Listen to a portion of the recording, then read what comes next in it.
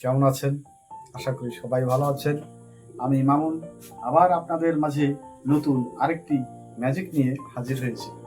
দেখেন, আমার হাতে একটি নাট আছে, একটি নাট, একটি বোল্ট। আমি নাটটি সুন্দরভাবে এর ভিতর দিয়ে দিচ্ছি। দেখেন, লাগিয়ে দিচ্ছি। এখন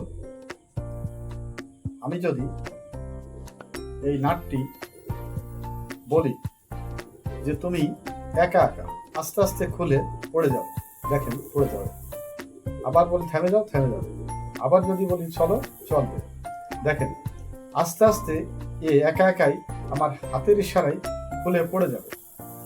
দেখছেন? তাহলে দেখেন, দেখছেন একা একা নাটটি খুলে পড়ে গেল।